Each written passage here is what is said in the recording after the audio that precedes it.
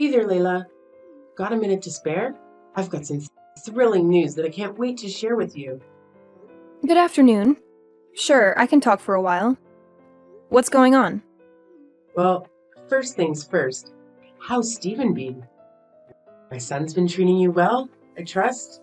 He's a little silly sometimes, but he's got a heart of gold. And of course, I hope you're doing well yourself. You're a very smart, strong young lady, and I would hate to see anything happen to you. No worries on that front. Stephen and I are just as we've always been. Nothing too dramatic to report. We're just living our lives to the fullest. That's music to my ears. In these times, it seems like everyone has a heart-wrenching tale to share when you catch up with them. But enough of that. Let's get to the exciting part. Ready for a surprise? What is it? Should I be guessing, or is this just a figure of speech? Sarah's tying the knot. You and Stephen are about to gain a new brother-in-law. But wait, there's more. She's expecting a baby. I'm going to be a grandma, and you're about to become an aunt.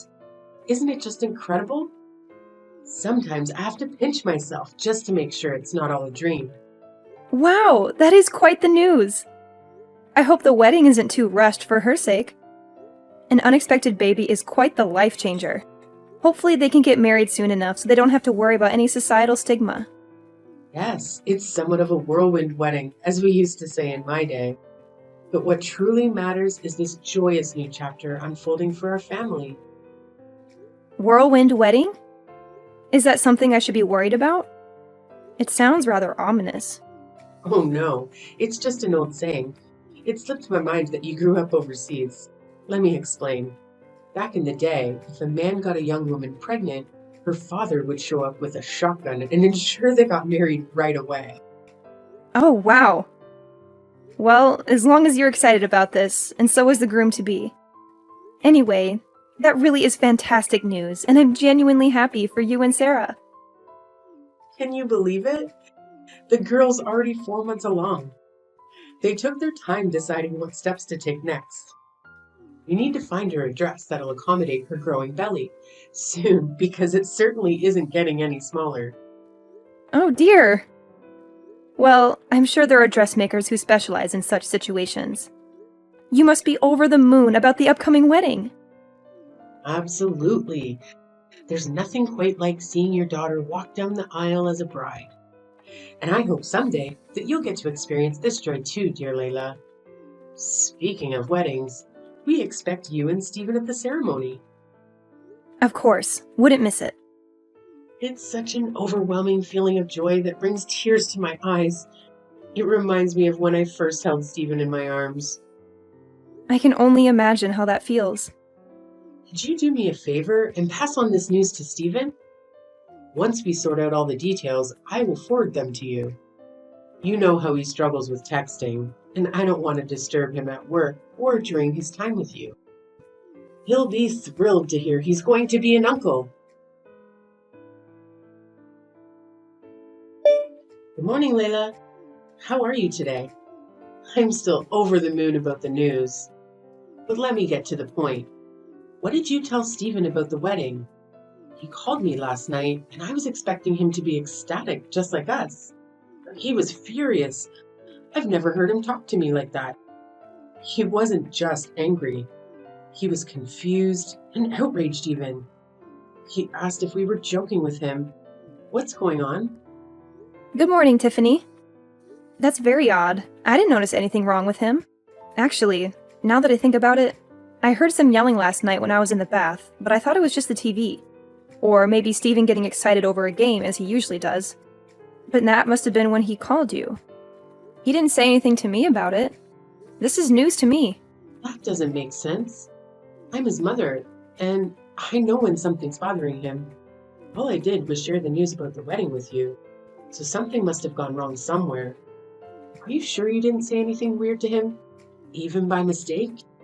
Well, I told him about the wedding and how happy you were to become a grandma, and that we were invited to join with them. That's all. Then why would he snap at me like that? Just a guess. But maybe this is still a touchy subject for Stephen. Touchy subject? What do you mean? All I did was tell him that Sarah's pregnant. You should be happy for her. What's so upsetting about that? Tiffany, I was hoping we could avoid this conversation, but it seems inevitable now. You haven't forgotten about the accident 2 years ago, have you? The one where we lost our baby? How could I ever forget such a horrible thing? But it's in the past now, and you both need to move on from it, especially if that's what caused Stephen's reaction. You make it sound so easy when it was a very traumatic experience for both of us. Traumatic? Isn't that a bit strong? Not when I have to relive that nightmare almost every day. Remember, I was as far along in my pregnancy as Sarah is now when you hit me with your car. It's not easy for us to just forget something like that, even though we've tried therapy and support groups. While I've always been better at hiding my feelings than Stephen, I don't blame him for having a hard time with this news. And for the last time, it was an accident. The car's brakes failed. It wasn't my fault. Look, whether or not it was your fault isn't the point here. It's not like you meant to hurt me or our baby. What do you want from me? It wasn't easy for me either. The guilt nearly killed me. Tiffany, I don't care what you do with your life. You can drive a cab or race a car for all I care. You have no idea what it feels like to lose a baby inside you. It wasn't like I had an abortion or something. The baby was alive and kicking. Oh, please. We all suffered a loss that day. Don't you think I loved that car? It was part of our family for so long, and then I had to scrap it because it was total. How can you compare your car to my miscarriage? Your car was just a thing. My baby was a life. Yeah, you said that before. After I paid for everything, the damages, the hospital bills, the therapy sessions, I've taken all the blame for that awful accident. Can't you just let it go? Money can't fix everything, Tiffany. You left me broken, Tiffany, in more ways than one. And now, even if Stephen and I wanted to move on, we can't. You know I can never have another baby. Okay. I get what you might be upset about Sarah's wedding, but I really thought it would make you happy. Can't you be happy for her? Can't you look on the bright side? And Stephen, he never had a baby inside him, and he didn't lose his ability to have kids. If he's so unhappy, why doesn't he just find someone else who can give him a child? He's a man after all. That's the most insensitive thing you've ever said to me. And that's saying something. This is why he yelled at you on the phone. All right, enough of this depressing talk. I'll send you the wedding details soon. And you better be there, both of you. You need some fun and joy in your life after all this misery. Trust me. Grab a pen and paper, Layla. I have some exciting news for you. Sarah and Joshua have finally set a date for their wedding. Hello, Tiffany. I hope you're doing well. Did you find a nice venue for the ceremony? Yes, thanks to you, my dear. Remember the hotel downtown where you had your reception? The one with all the Art Deco paintings and sculptures from the 1920s? Well, they had an opening, and it's very affordable. And I know a lot of people there from when we planned your wedding, so it's perfect. Oh, I see. That will bring back some memories for Stephen and me. Isn't it wonderful?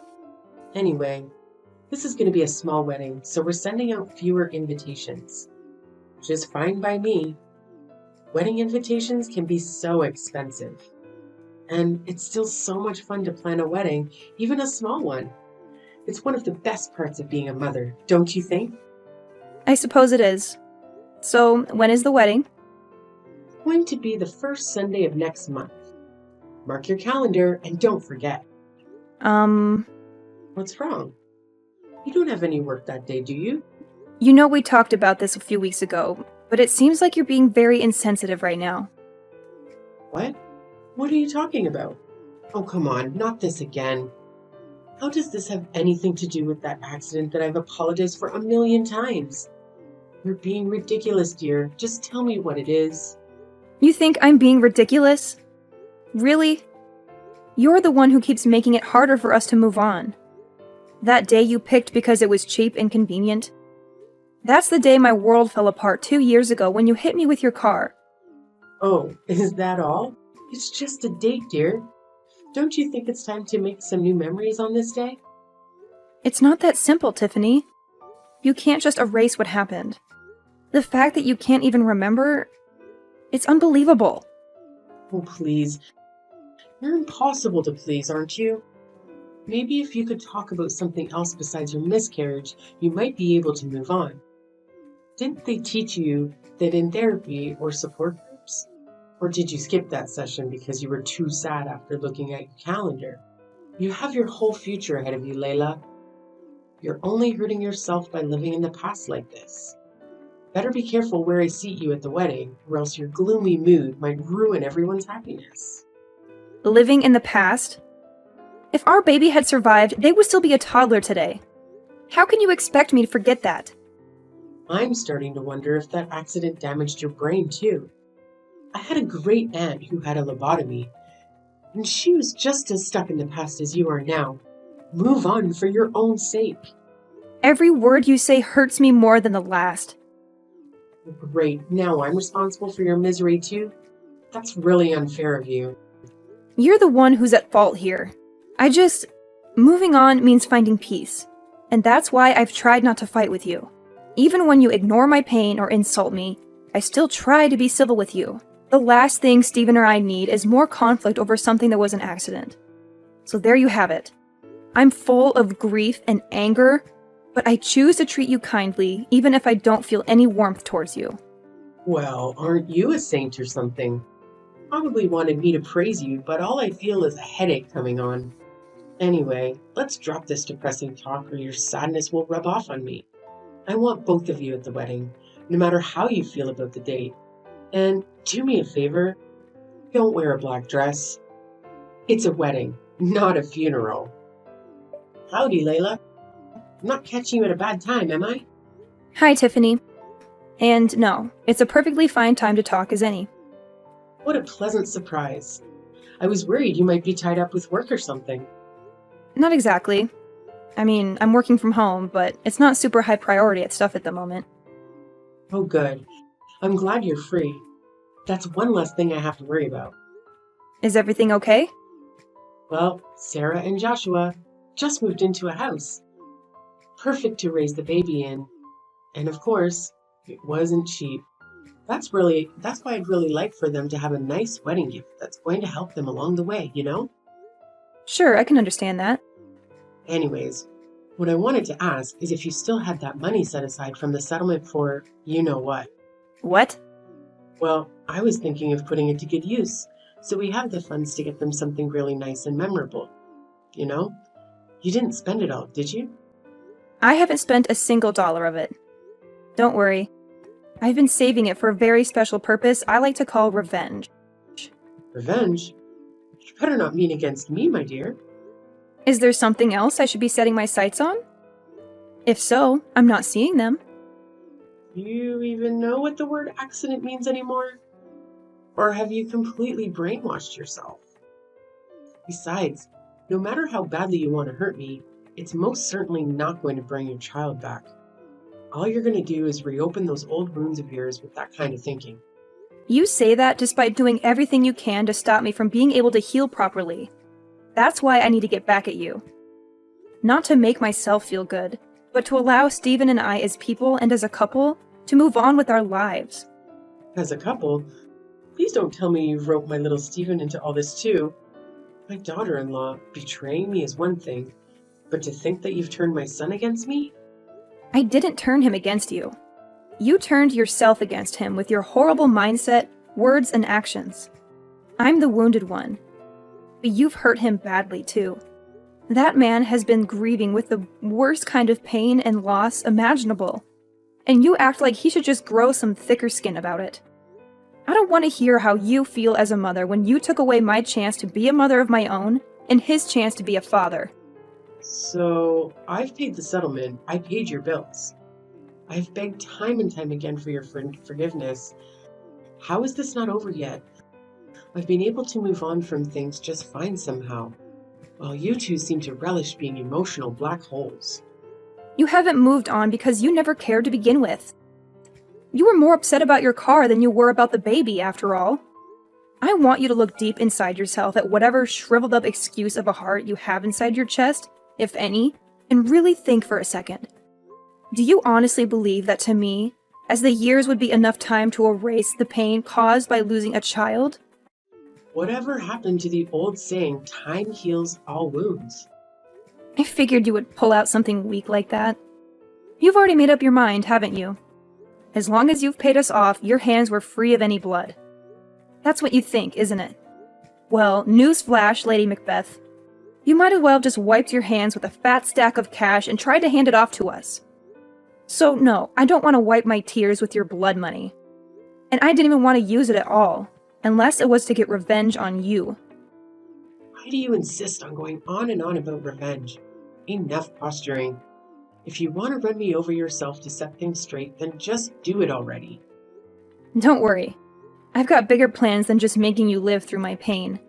Besides, I don't want to pay your hospital bills. And I need you to be able to walk away in shame when this is all over. All right, then spill it. What's your big plan, mastermind? No can do. I've been planning this for quite some time, and I need you to be surprised when it happens. For now, feel free to go about your life knowing that soon everything I want will come to pass. Good evening, Tiffany. What a lovely wedding, don't you think? Sarah looked stunning, and you looked so proud and happy. I could see your smile from across the room. Layla, thank you for coming to the wedding with Stephen. I have to admit, I wasn't sure if you'd show up. I wouldn't miss it for the world. This was a big day for Sarah. Her dress was gorgeous. You couldn't even tell she was pregnant, especially with that beautiful veil. I know, I picked it out myself. And I have to say, I have a good eye for these things. Now that we've exchanged compliments, can we get to the point? Point? I'm not here to chat about the wedding. There's only one reason why I'm here. To tell you that your time is up. This is the last time you'll ever hear from me in any way. I thought about confronting you at the reception, but this is easier. Sarah shouldn't have to suffer because of you. Is that so? How considerate of you. Believe me, it's for her sake, not yours. She deserves a happy life, unlike us. Besides, you told me not to bring up the accident at the wedding, remember? I'm just following your orders. Have you been careful lately? Watching your back? No. Why would I? Well, I don't know it would have mattered anyway. Ever since I woke up in that hospital bed, I've been planning my revenge in silence while perfecting my strategy to destroy you. You've been plotting against me all this time? Obsessively? Obsessively, indeed. Right after I got admitted to the hospital, I asked Stephen to hire a private investigator for us. What? Why would you need a detective? Wait and see. The important thing is that with the money you gave us, we were able to hire the best one in the business. He worked non-stop until a few days ago, and his 2 years of hard work paid off. Right now, I'm holding a report with his findings. Well then, what dirt did he dig up on me? Just a detailed analysis of your daily activities over the past 2 years, Tiffany. Nothing too surprising for you. My daily activities? What? You used my money to hire someone to spy on me? To stalk me? Indeed. It's amazing how many weaknesses can be found in someone's ordinary daily routines. How well do you know your own habits over these past few years anyway? Reading through this was quite shocking for me. But for you, it must be normal by now. This is some kind of prank, right? You don't really hire a detective. You're just trying to scare me into admitting something. Well, it's not working, Layla. Nice try. Sorry to burst your bubble, but this is no prank. As much as I would love to trick you into giving me what I want, my approach had to be thorough and foolproof. Yeah, right. By the way, your husband quit his job last year, didn't he? We haven't talked much about your life lately, but that detail caught my eye in the report. Well, you could have easily found that out from Stephen or Sarah. But yes, as a matter of fact, he did. He's got a new job at the History Museum across town that's treating him much better now. I'll have you know, most people can't find better work at his age. I thought as much. I know you're not lying about that, mostly because that time frame lines up with a noticeable disturbance in your life's activities. Disturbance? You're the one acting disturbing. That's what I think. About that disturbance. I guess the best way to put it is that you're living more than just one life for yourself, aren't you, Tiffany? I have no idea what you're talking about. This means nothing at all to me. Not a single word you've said. Really? Let me give you a refresher then. Does this scenario I'm about to describe sound familiar to you at all? It's the weekend, and you tell your husband that you're going out with some girlfriends of yours. My guy knows better than that, though, and he is able to tell me what you're really up to. Picking up younger guys at bars downtown and taking them back to a cheap hotel room you've booked for the weekend. I almost lost track of the amount of times my gumshoe reported that same story back to me. Seeing it all compiled now, it really makes me think. Just what kind of woman are you, Tiffany? I have no idea what you're talking about. You don't know half of what you're saying either. So you do your best to shut it if you know what's good for you.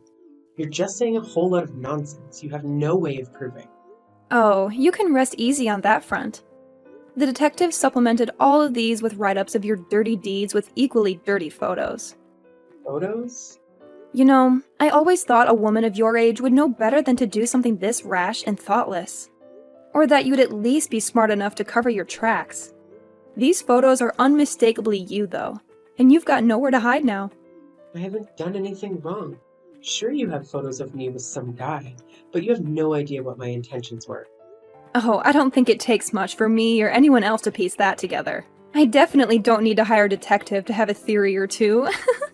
Besides, even if you didn't do anything with this guy, certain facts stay true, immutably so. Namely, the fact that you lied to your husband about what you were doing all those weekends. Now, if you didn't think you were doing anything wrong, I have to ask, what were you thinking? Maybe I just didn't want him to worry about me while I went out for drinks, okay? Maybe. Maybe you didn't want him to know that you were fooling around with other guys, and much, much more. Are you any good at poker, Tiffany? My eyes and ears out in the city told me that you like to spend your husband's hard-earned money on poker at every bar in town. It would probably be pretty bad for your image if your husband, Sarah, or any of the lovely people at this wedding found out you had this side to you, huh? Shut up. So what? You've got photos, huh? You'll never catch me in the act. So your findings are as good as trash. True, you're a slippery one, I admit.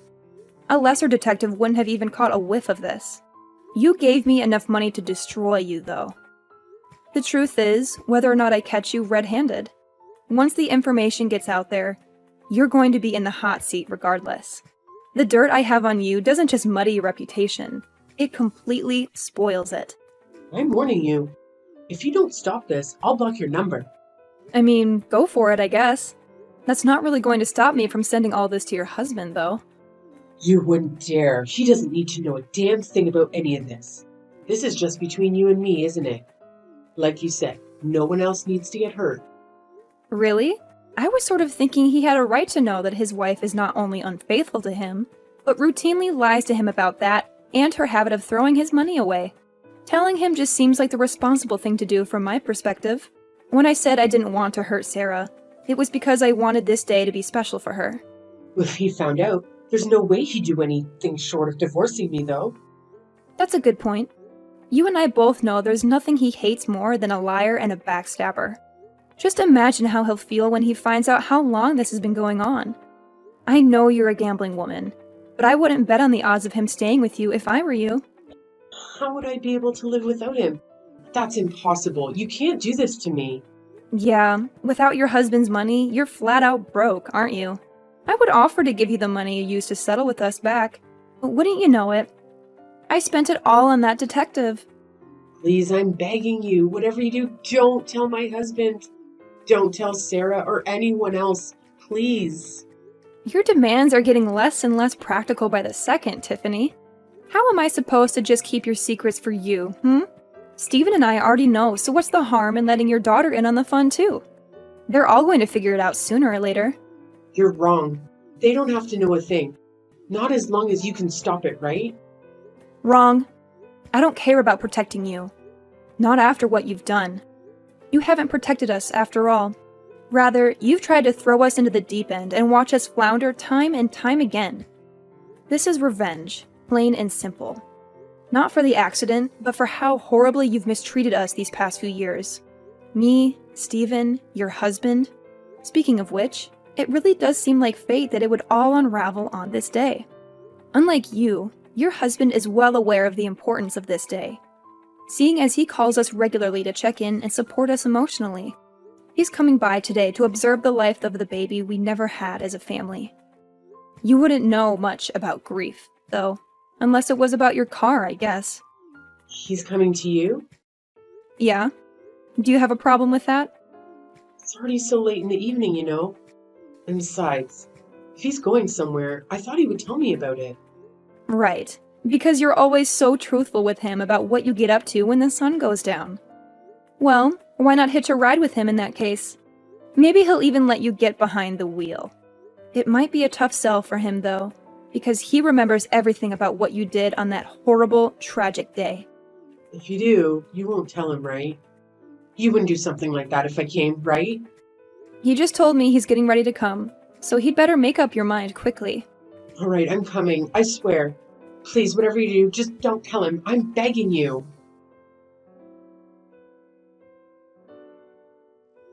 Tiffany made it to the house that evening, but her husband took the wheel without offering to let her drive at all. In fact, when Stephen's father arrived at the house, he did as he always did on this day and prayed silently with us. Not that she knew anything about it, but the grief had struck her husband just as intensely as it had us. He came to us right after the accident, and he's been coming over ever since, partly to help us, but also to settle his own sorrow. I think my father-in-law knew of his wife's heartlessness when it came to the tragedy, and so he held on to twice as much pain and guilt in return for being as excited as we were to being parents. He was thrilled to become a grandfather, and he'd put so much thought into how best to support us raising the child. And so, my aspiration of revenge, though rooted in my desire to see Tiffany crumble, came to fruition in getting justice for my father-in-law. He deserved better than Tiffany's lies. When he learned the truth, he said nothing.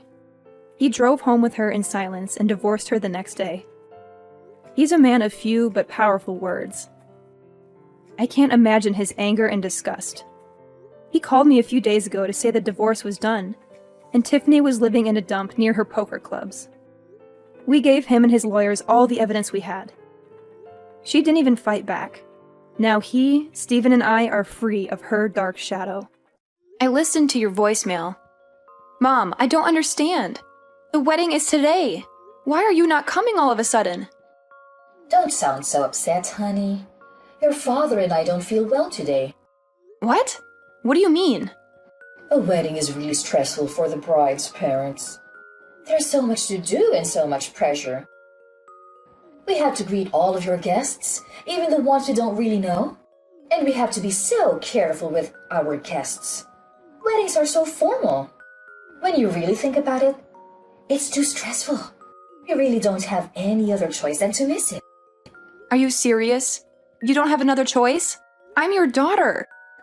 The least you could do is try to make it through my wedding for me. Today is really important to me. Don't you see that? You really don't think you can try just for me? Please, for your little girl? My little girl?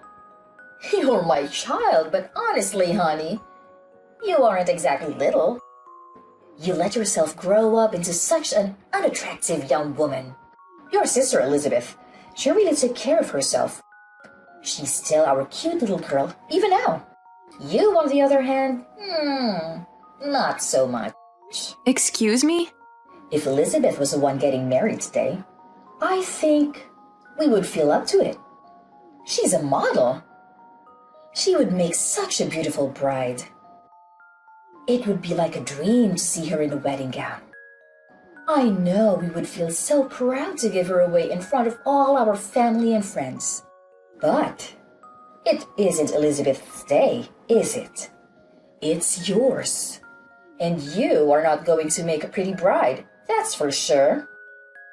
It doesn't really matter how much makeup we slap on you or how tight your girdle is. It won't matter. Oh, my bad. You're right. How terrible of me to not be as pretty as my sister, the model. But I'm still your daughter as much as she is. I get it. Elizabeth's your favorite. That's fine. But couldn't you at least show a little support for me today of all days? It doesn't matter. I can force myself to want to be there. It is what it is. If you want to blame someone, blame that ugly face of yours. What? I know, we're your parents. But even still, we don't want to have to watch you stuff yourself in a wedding gown. You may be able to hide that unsightly face of yours under a veil for a while, but the groom has to live it eventually. What's the point of going to your wedding? There's nothing in it for us, and it's just a waste of our time. If that's really how you feel, then fine. Don't come. We aren't. Just tell everyone that we weren't well enough to come. That'll satisfy everyone. Oh, and don't worry about sending us any pictures from the ceremony or anything. I'm not interested, so don't waste your time. It'd just be embarrassing to see you in a big white dress. Enough! I've put up with you being like this my entire life, but everyone has their limits. This is the last straw for me. You only want Elizabeth to be your daughter? Fine by me. From this day forward, consider it done. I'm not your daughter. You aren't my parents. I won't ever come to your house again. I won't call you again. I won't see you again. That's fine with me. We'll be happier with having one gorgeous, successful daughter. We don't need you around mucking things up. Hey Amber, are Mom and Dad really staying home? I just got off the phone with them. Yeah, they aren't coming. They aren't feeling very well, they said. I'm your sister. You can tell everyone else whatever you want, but you don't have to lie to me.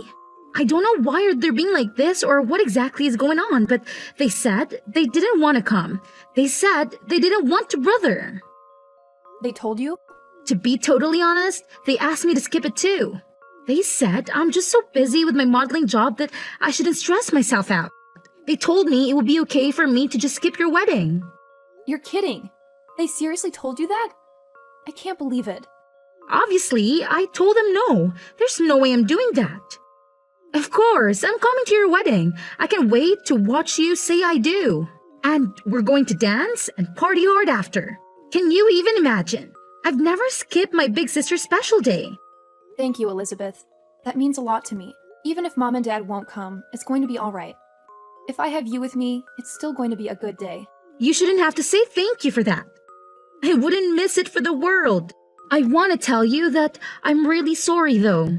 Today's a really special day. I wish I could have stopped Mom and Dad from trying to ruin it for you.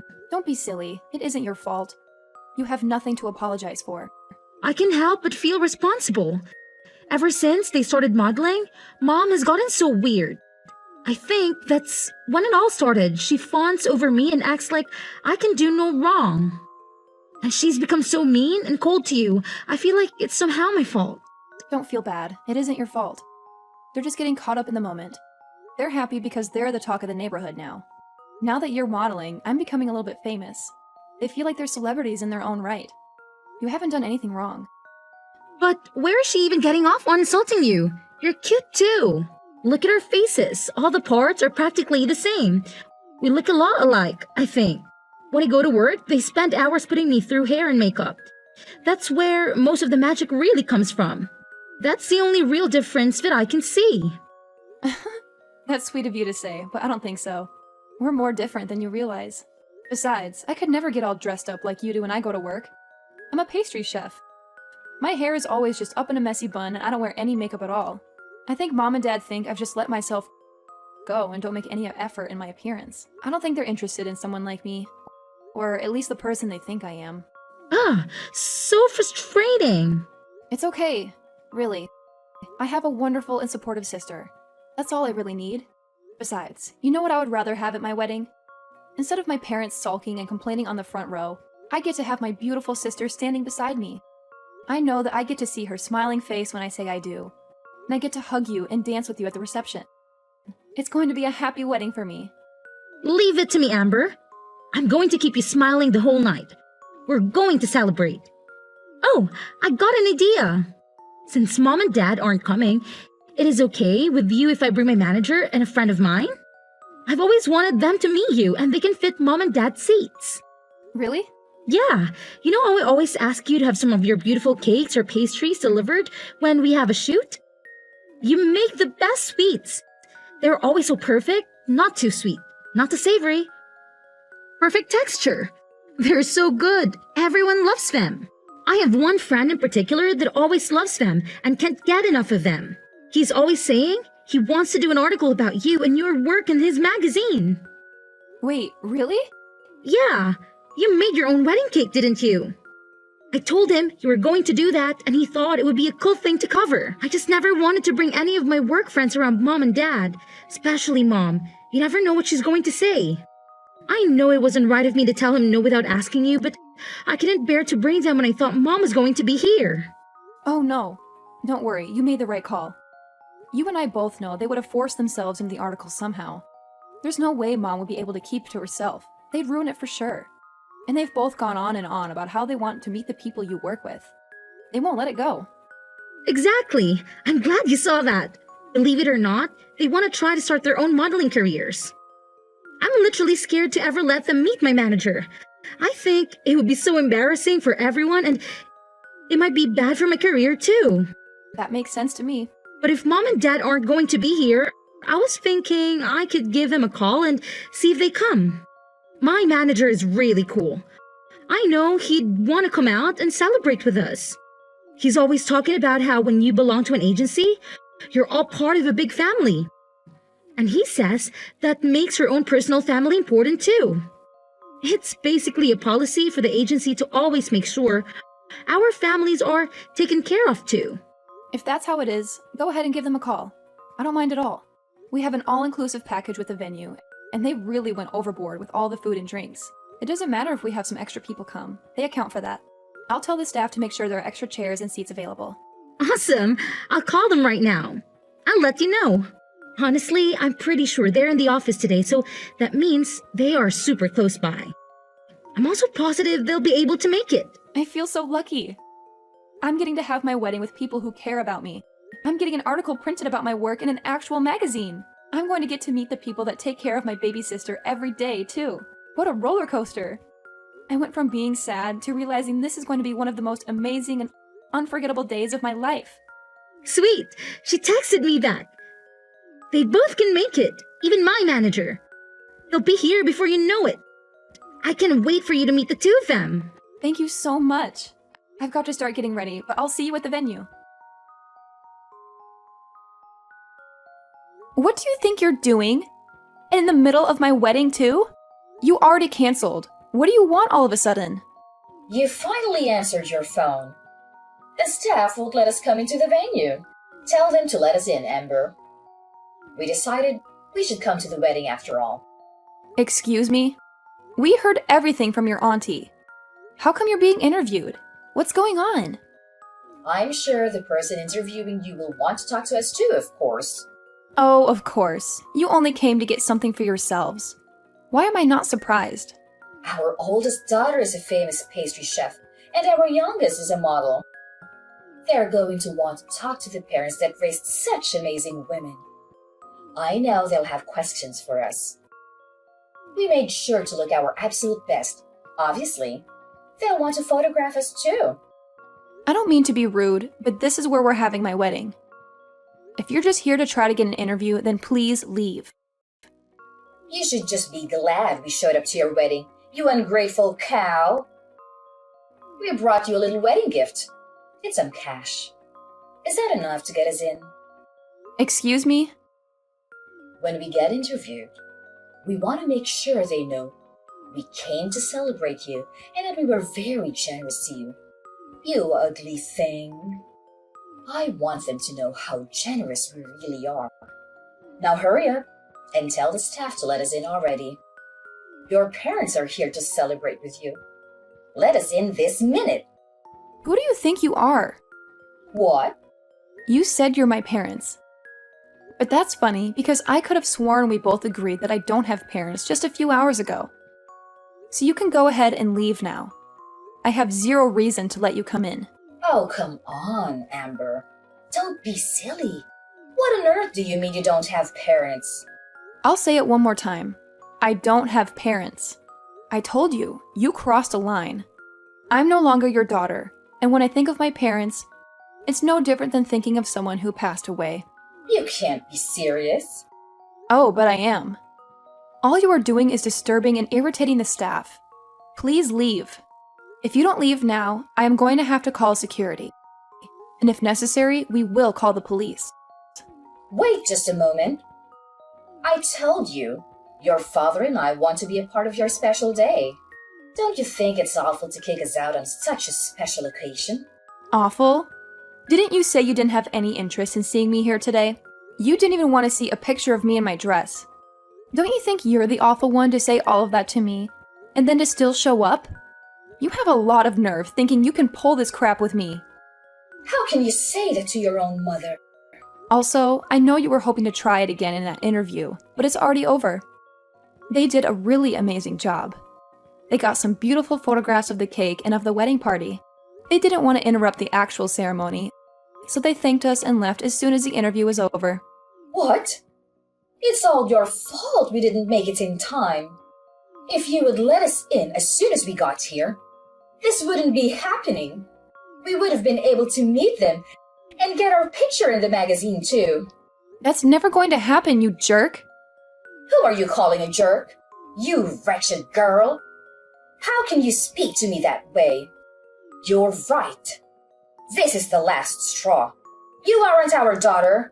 I don't want to know a daughter who would turn her parents away from her wedding. We don't need a daughter other than Elizabeth. We're perfectly happy to have one child. I'm sorry, Mom, but to be completely honest with you, I don't want to be your daughter either. What? I'm confused. Is that you, Elizabeth? Yes, it's me.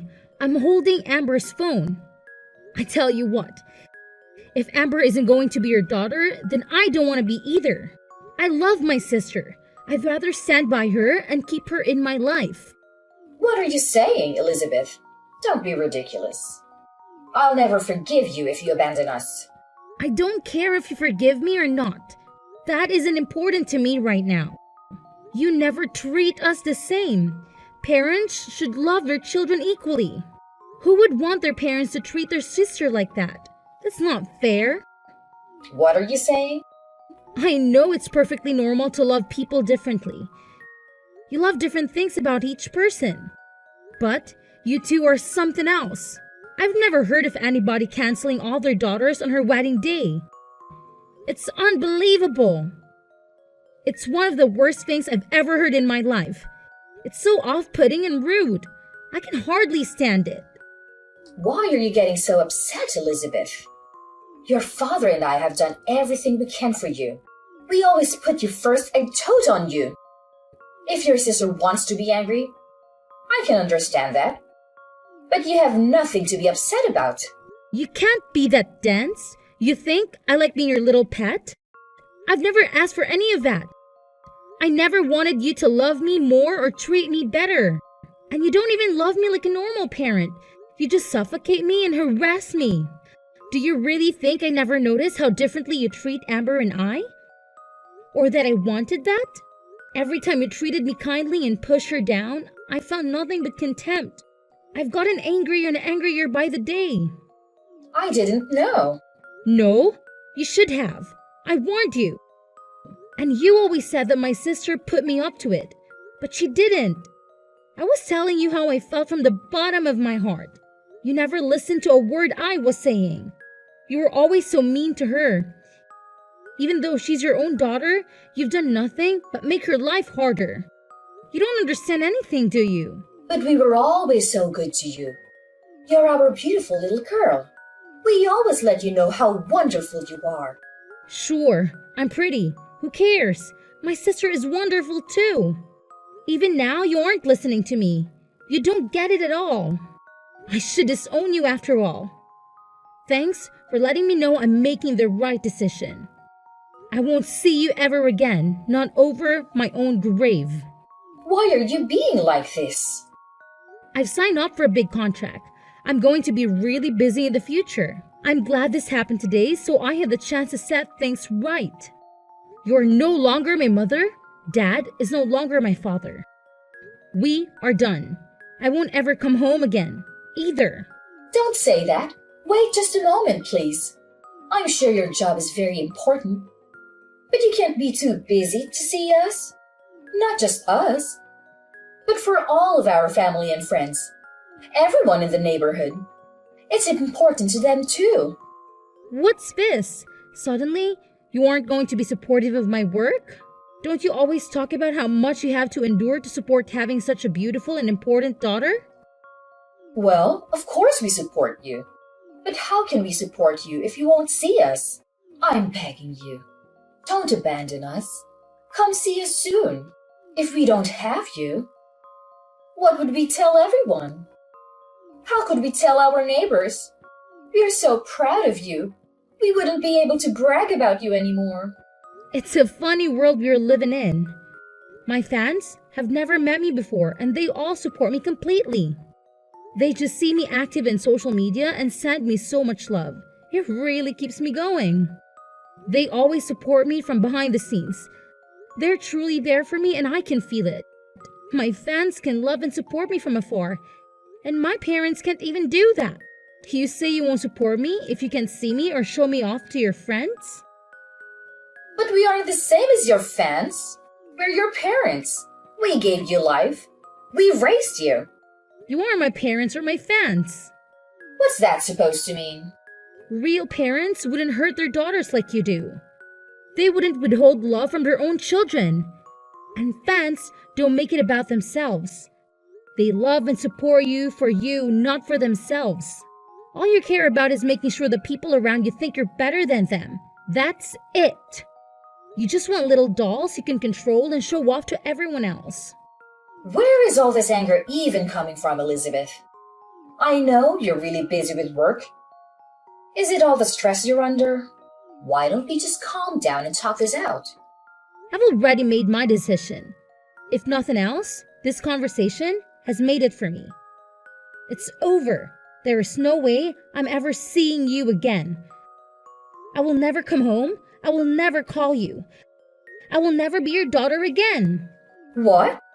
That's it. Goodbye, Mom. Tell Dad goodbye. I wish you well, but I want nothing to do with you. I'm going to change my number and all my contact information. You can't support me from your phone screens because you'll only see me if you follow me in social media. Amber, what are we going to do? Elizabeth really won't have anything to do with us. We haven't been able to get in contact with her since her wedding. I'm not surprised. She's been out of the country for days now. Huh? Out of the country? I had no idea. That, and she changed her phone number and usernames for texting. The only person that really knows where she is right now is her manager. You're lying. She never told me she would be going overseas for work. I know she told you she would taken a contract for a really big job. She's really amazing, isn't she? I'm really proud to be her sister. Don't be so full of yourself. There's nothing special about working abroad. I can't believe she would take such a big job and not say anything to her own parents about it. She just left without a word, and she didn't even tell us how to get in contact with her. What a brat! No one with that kind of ungrateful attitude is going to get more famous than she already is. That can end a career. And who does she even think she is? She's not even that pretty, and she's so full of herself thinking she can just cut us off. I'm the one that brought her into this world. How dare she treat me like a nobody? Who needs a daughter like that? I've practically forgotten her already. Amber, you're our only daughter now. Oh, no, I'm not. We already talked about this. I'm through with you. Don't act all nice to me all of a sudden. It won't do you any good. Don't be so gruff, Amber. It's more important to have a clever and faithful daughter than it is to have a pretty one. What now? You're leading a decent life. You've gotten married and you've settled down. You even live nearby. You're the best daughter one could hope for. The child we are most proud of is you, our dependable daughter. I don't care what you look like. You're good enough just the way you are. What's important is that you are a good, independent daughter that honors her parents. I'm sorry to interrupt you. I'm not that good and dependable. Remember, I'm the daughter that does things like get tattoos. What? And I'm also thinking about transferring to a different shop. We are planning to move. I'll be taking a job pretty far away, so I won't be around to take care of you or do anything for you. Wait just a minute. Go back to what you said before. You've got a tattoo? Since when? And I didn't even know you were moving. You've been at the same restaurant for ages. Where are you going? These are big and important decisions. When did you decide? I decided to leave the restaurant about half a year ago, and the tattoos have been there for a while. I guess I got my first one around the same time Elizabeth started modeling. It was when you first started ignoring me and spending all your time paying attention to Elizabeth. What are you talking about? To be honest, I probably got the first one because I felt like I didn't have any real value to you anymore. It was because I was angry. But I liked it so much, so I got a few more. Most of them are on my back or my legs, but I want to get a full sleeve soon. You have that many? I guess I can tell you this now since I won't be seeing you again. But I also have a few piercings. I've got my nose done and my eyebrows too. I don't leave them in when I'm at work. It wouldn't do to have them fall out in someone's cake, but I do put them on during my days off. How did I not know that? And why would you do that to your face? I didn't raise you to put a bunch of metal in your body, even if you aren't as pretty as Elizabeth. There was no need to ruin your body like that. You may not have a good face, but you work really hard to be a chef. You must look like some punk instead of a fancy chef. I never imagined you would do something like that. Well, think about it. You never had anything nice to say about me. Is it so surprising I'd find ways of expressing myself? You can't pour all of your loathing into your child and then act like a victim when she doesn't grow up to be perfect. Or at least what you think of as perfect. I don't understand. From the time we were little, you have always compared me to Elizabeth. You always told me how beautiful she was and how ugly I was. All I could do was try to be a good daughter. That was never enough for you. You were still so mean to me all the time. So I got angry and started getting tattoos and piercings. But then I fell in love with them. They can be really beautiful, you know? Don't blame me for your poor decisions. I don't blame you. I made the decision myself, and I'm glad I did. But if you want to know why I originally started, then yeah, it was partly because of you, too. How can you say that? We were always good parents to you. We don't have anything to do with it. Are you saying that because you really believe it? Children are a reflection of their parents. You reap what you sow. Keep that in mind if you don't like who your children became. One daughter won't speak to you. The other is moving far away and doesn't want anything to do with you. You did this to yourself. This isn't a laughing matter. And to think that I thought I would start putting more time and energy into our relationship. It's fine. Don't come around here ever again. I don't want the neighbors to laugh at us when they see you all pierced and tattooed. I won't have it. I wouldn't come near you if you begged me. I wouldn't touch you with a 10-foot pole. I don't want you to come near me ever again, either. Don't even try to be nice to me again. Even if you need something, even if you become desperate, don't call me. If you lose everything, if the house burns down, if you grow so old or ill that you need to be cared for, I don't care. Don't call me. Are you serious? Even if we are in desperate need of help, surely we can contact you then. No, not even then. I've already decided I want nothing to do with you, you fool. The only family I have are my husband and my sister. That's it. This is the last time I'll say it, so listen closely. You are not my family. After that, I sent some pictures of my tattoos to my sister. I wanted to show her my newest one. I'd always hidden them because I knew our parents wouldn't have approved, and I wasn't sure what she would think. She texted back, "Are those real? I can't believe it. So cool. I'm so lucky to have such a good sister, and she always has my back." After I got featured in the magazine, my reputation was solid in the baking world. When I transferred to the new shop, where I'm head pastry chef, by the way, they hung a copy up in the lobby.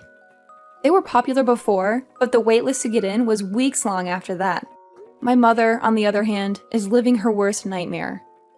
Everyone knows that both of her daughters have left and refuse to acknowledge her ever again. The rumors going around are pretty wild. Some people even think I didn't even invite her to my wedding. I've heard so many different reasons for the family to break up. Some of them are closer to true than others. Either way, gossip follows my mother everywhere she goes. She's been taken down a peg for once, and has nothing to brag about to anyone. My father is getting his fair share too, though. I hear he doesn't even go out much anymore. I think they're both too embarrassed to spend much time out socializing anymore. They always love the spotlight, but it's hard to be the center of attention when it's for something bad.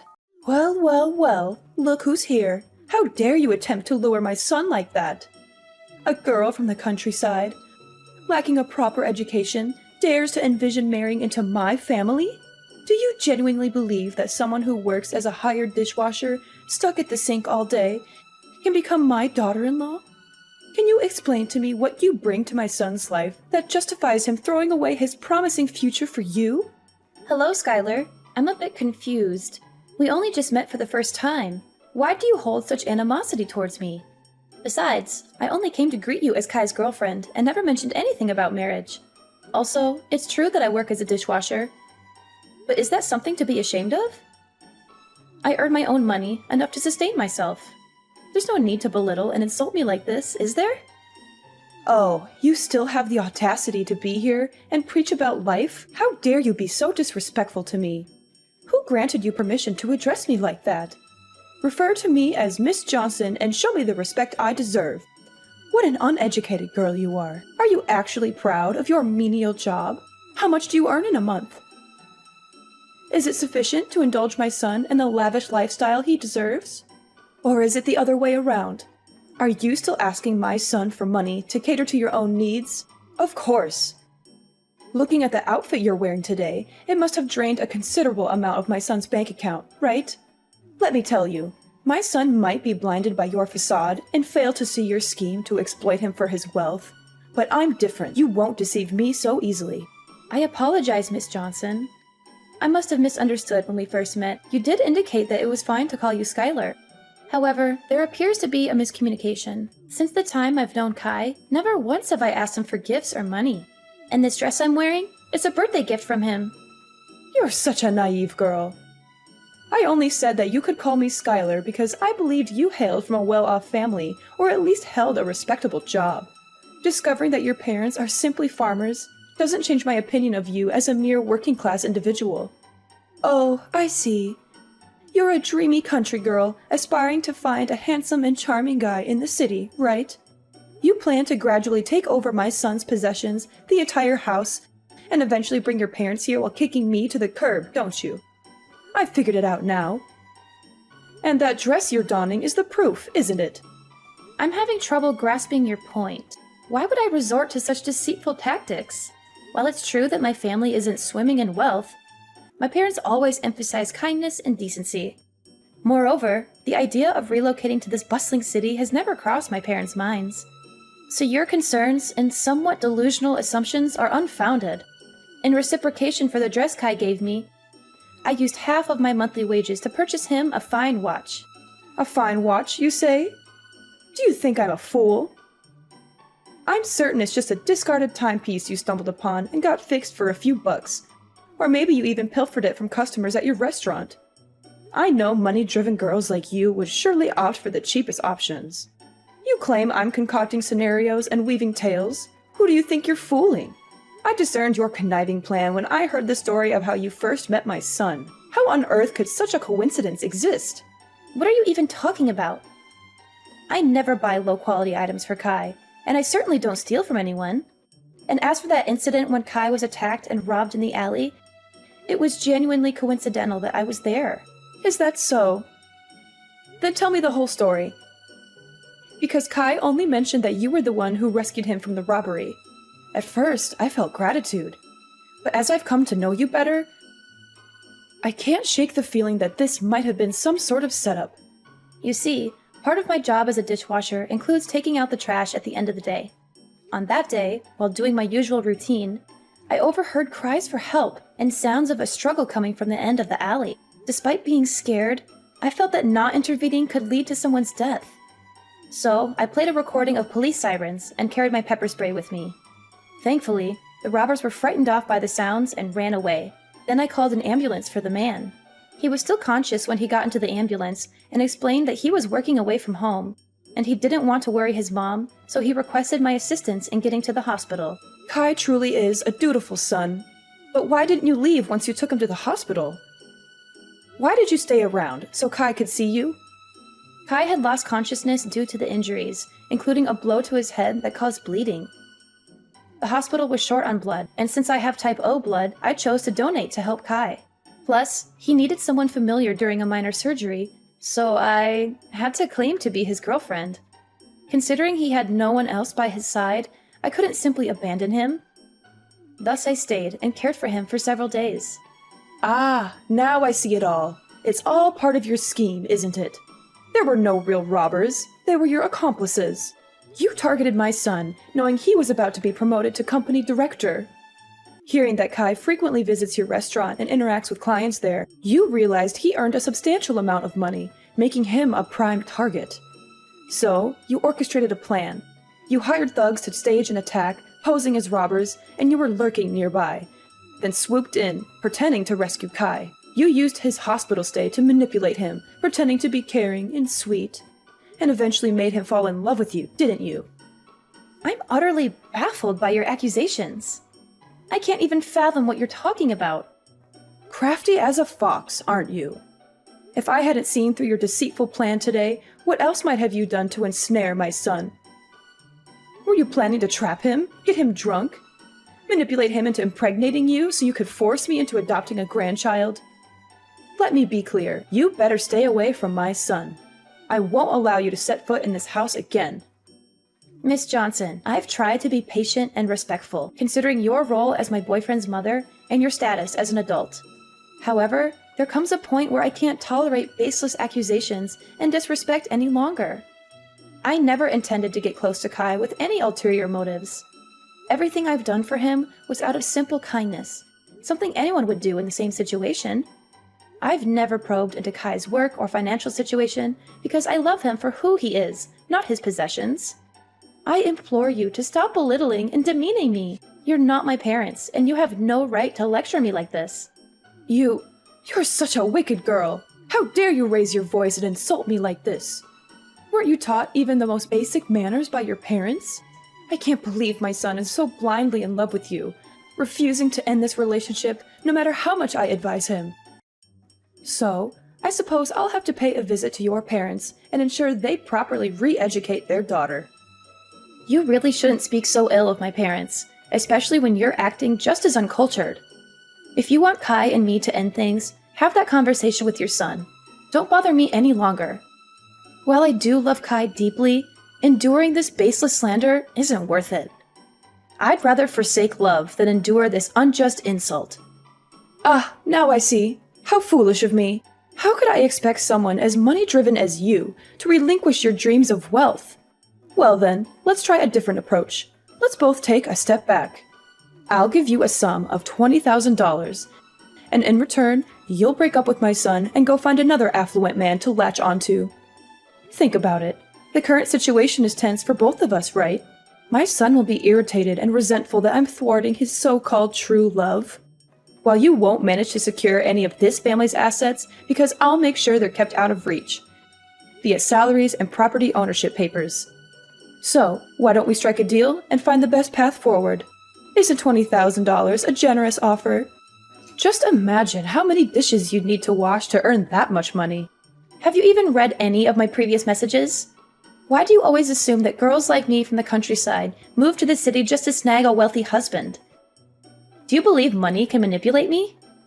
I'm not passing judgment on you, just speaking the plain truth. Come on, what's holding you back? Or are you suggesting this sum isn't sufficient? You certainly know how to put a price on things. Very well, let's consider this. You're also the one who saved my son's life. Would $20,100 suffice? Frankly, that's already quite excessive. I can't possibly increase the offer. Your attempts to manipulate the situation won't succeed either. Kai and I share a genuine connection that transcends materialistic notions. I refuse to let your misconceptions taint our relationship. If you truly care about your son's happiness, try to understand him and his choices rather than trying to control his life through money. Oh, spare me the self-righteousness. It's clear you're more interested in my son's wealth than you'd like to admit. My offer is more than generous, considering your background. You're playing hard to get, but remember, my patience isn't endless. I won't stand by and watch my son get manipulated and deceived by someone like you. This is your chance to secure a comfortable future for yourself, and all you have to do is walk away. If you're feeling shy about it, consider it a gesture of appreciation for the time you spent looking after Kai. I have no reason to be shy, nor do I need your money. My actions were driven by care for Kai, not some ulterior motive. Your assumptions about my intentions are both offensive and baseless. Oh, come on now. No need to put up a front. If you're too proud to accept it as payment, think of it as a token of gratitude for taking care of my son during his time of need. If you insist on this, fine. I'll accept your thanks and consider it a sign of your acknowledgement for what I did for Kai. Haha, that's a great choice. I hope we'll never meet each other again. Edna, oh my dear girl, why haven't you visited me all week? You have no idea how much I've been looking forward to seeing you again. Miss Johnson, why are you suddenly getting in touch? Didn't you make it clear the last time that you wanted me to stay away and not contact you? This change in attitude is surprising. Oh, come on. Why the formalities? Miss Johnson? Aren't we much closer than that? Call me Skylar. No, wait. Even better. Call me your mother-in-law, my lovely daughter-in-law. Over the past week, I've been reflecting a lot on how I misjudged you. I've heard stories about your kindness from Kai, and he's quite upset with me for the way I treated you. After much consideration, I realized that you're the daughter-in-law I've always wanted. Miss Johnson, are you being sincere? I'm finding it a bit hard to believe all of this so suddenly. Edna, Skylar, please. If you keep up with the formalities, I might just get mad at you. All right, Skylar. But what's the reason behind contacting me today? Well, I heard Kai mention that you're still renting a place, right? The thought worries me. Coming home late from work and being alone, isn't that risky? There are potential dangers, and you never know who might be lurking around. Or, have you considered moving in with us? I mean, I do have a spare bedroom. If you come here, I can take care of you, cook for you, and Kai can help with transportation to work. It's true that living alone can be a bit unnerving sometimes, but on the flip side, I feel a sense of independence. Moving into your house might not be the best move, especially since we're still relatively new to each other. And didn't you previously worry about me trying to take advantage of your family's wealth? Why the sudden change? Haven't I explained that already? I truly see you as my daughter-in-law. You know, Kai is my only son, and I always wished for a daughter-in-law I could love like my own. From the moment I met you, I felt a connection. I must admit, the tough act I put on was just a test, to see if you'd prioritize money over my son. But now, I'm convinced you're a wonderful girl, a perfect match for my son. And remember, sooner or later we'll all be one family, so there's no need to be shy. I still sense some uncertainty in all this. Edna, let's put aside what I said before.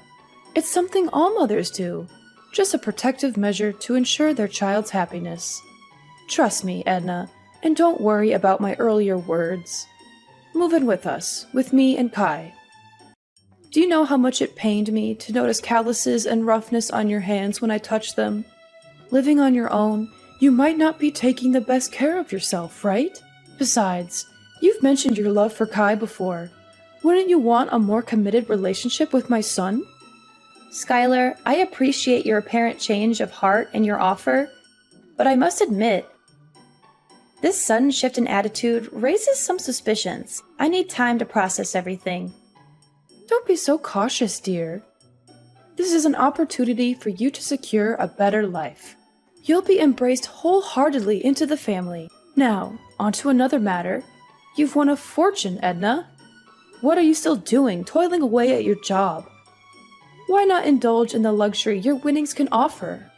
Hold on, what are you talking about? What winnings? Stop the act. I'm not in the dark anymore. I overheard Kai talking to you yesterday. About the lottery. You won, didn't you? Ah, that's what this is about. Yes, it's true. I won the lottery. I knew it! I had a hunch about your potential. And you snagged the jackpot. Let's see. Over $100 million, even after taxes, you're left with around $60 million. Am I right? Incredible! That sum could secure a lavish life for my son and me. So, have you collected your winnings? Not yet. I'm planning to do that this weekend. I thought I'd use part of it to treat Kai to a special meal. A special meal with hundreds of millions? You're more frugal than I thought. So what's the plan for the rest? Self-indulgence? Or will you consider getting something for me, your prospective mother-in-law? I hadn't quite considered that angle. In that case, yes, I can allocate half of the winnings to you, as a gesture of appreciation for acknowledging my relationship with Kai. Half, huh? That's fascinating. Half of $60 million, around $30 million? Astonishing! What am I going to do with all that wealth? Edna, you truly are shaping up to be a valuable future daughter-in-law. Wait, $30 million? That doesn't make sense to me. Save your excuses. You said you'd give me half of the winnings. And half is $30 million. But let's not get sidetracked. Why aren't you claiming your prize immediately? I have my eye on a list of luxury items that are calling my name. It's a dream come true. Shopping without a care about the bill. Skylar, could you please pause and listen to me for a moment? Edna, I'm swamped right now. If you have something to say, can it wait? I've got shopping dates with friends, and I need to relish this newfound shopping spree. Anyway, don't forget to move in. That way I can keep my eyes on your lottery ticket. Catch you later. And once you have the winnings, just transfer the amount to me as promised. Skylar, please wait. Listen to me. Skylar? Where are you? Edna, I'm starting to lose my patience. Why haven't you moved into my house yet? Did you run off with that winning ticket of yours? Skylar, I've thought it through. I don't think it's very reasonable to move into your house. So I decided to move to a new apartment.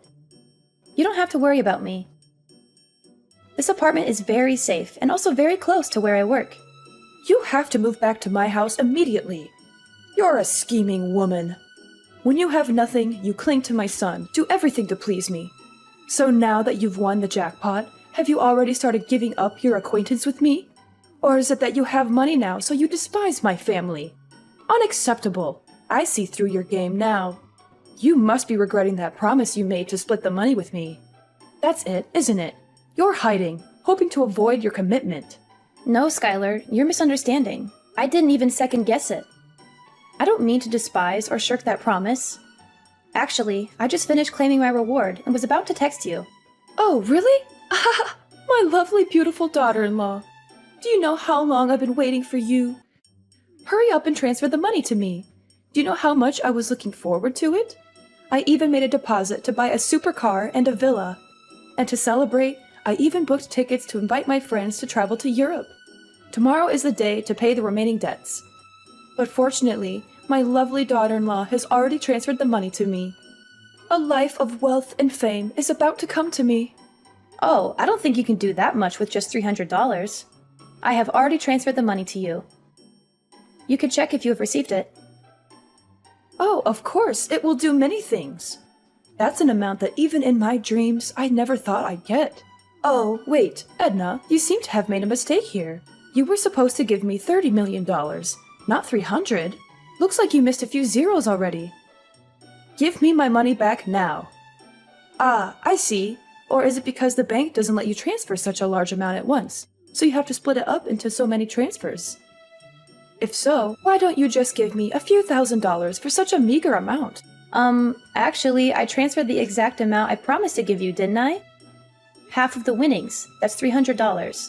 But why do you keep mentioning $30 million? How do I have such a large amount of money to transfer to you? Oh, this must be a joke, right? Edna, you know, you're not a funny person because this joke isn't funny. If you're smart, then give me the money I deserve before I get mad and get all the money back. You were supposed to give me $30 million, not $300. I'm not getting it, Skylar. Who told you I won the jackpot? Skylar, I never claimed to have won the jackpot. Yes, I won the lottery, but it was a consolation prize, not millions. And after deducting the taxes and other fees, I only got $600. Are you serious? You've got to be kidding me. Edna, you won the jackpot, a fortune worth millions of dollars, and you're telling me you only received $600? Oh, I understand. You want to monopolize that money alone. So you lied about getting that little amount, right? You really are a spoiled girl. How dare you lie to an adult like that? I won't let you monopolize that award alone. Hurry up and give all the money you won. After all, that ticket was originally mine. I'm sure you used the money I gave you to get away from my son to buy a lottery ticket. At first, I felt sorry for you because you were so poor, so I lovingly gave you half of the reward. But now I realize you are the one who took that money and ran away alone. If that's the case, then I will not give you any more, but will get all the money you won. You're being a bit unreasonable, Skylar. The money you gave me, I have already transferred it all to Kai because he said he wanted to invest in something, so he needed money. And since I don't need that money, I don't want to keep it either. Oh, now you're trying to twist the story. I've had enough of your lies, Edna. Just give me the money you owe me right now. Ugh, I've already spent all my money. And now creditors are calling, texting, and even coming to my house, knocking on my door asking for money. Stupid people indeed. How dare they mess with me? Don't they know that I'm about to become a millionaire? Stop hiding it. Quickly give me the $60 million. Skylar, I really don't understand what you're talking about. Which creditor are you referring to? No time for your game. I borrowed money from loan sharks and mortgaged the house for $2 million in advance to buy luxury items, thinking you had tens of millions of dollars. I spent all that money thinking you will pay me back once you get your winnings. Now debt collectors are after me, and I need that money immediately. Oh no, they're knocking on my door. They're forcing me out of the house because now this house belongs to them? Wait, what? Loan sharks? Mortgaging the house? $2 million? Skylar, this is more serious than I thought. Quickly, give me $2 million so I can pay them off. They look really tough with lots of tattoos and angry faces. Debt collectors are even starting to break down the door. Oh no, this is completely your fault. You must be responsible for paying off all this debt for me. Skylar, I never knew anything about this. I thought we were discussing splitting the winnings, not these debts. I never said I'd give you a few $1,000,000 or anything like that. I never said I won the jackpot, did I? And I certainly didn't ask you to spend money on frivolous things. It's all because of your own illusions. So this is completely your fault, not mine. You should be responsible for your own thoughtless actions. But if they're breaking into your house, why don't you call the police? How can you deny the whole responsibility like that? Why didn't you make it clear to me from the beginning, but be vague and make me misunderstand? Why didn't you stop me when you heard me talk about buying so many things? I understand. It's all your trap. You made me spend all my family money and debt because you know you won't get another chance to take over my family's property. So you made me bankrupt myself. You really are a cunning woman. How can I call the police? Because they have a promissory note that I signed myself. And there's a clause in it that if I don't pay on time, this house will belong to the creditor. Besides, if I call the police, won't the neighbors know about this embarrassing thing? No, that would ruin my reputation. Edna, I don't have time to talk bullshit like this. The creditor is breathing down my neck.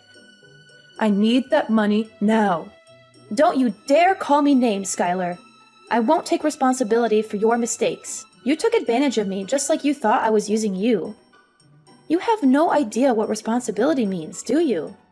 Now you're drowning in your own mess, and you expect me to bail you out? You're delusional. Edna, please, I'm begging you. I'm trapped in a nightmare of my own making. If Kai finds out about this, he'll never forgive me. He'll hate me forever. I don't have any money left. I've squandered it all. I don't know what to do. The debt collectors are relentless, and I'm drowning in this mess. Skylar, you brought this upon yourself. You manipulated and deceived me. And now you expect me to rescue you from your own recklessness? Why should I help you after everything you've done?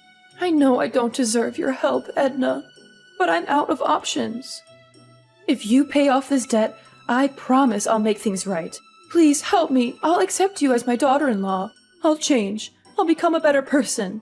Please, Edna, give me a chance to fix this mess I've created. Skylar, I understand you're in a difficult situation, but I can't take responsibility for a debt that you owe to someone else.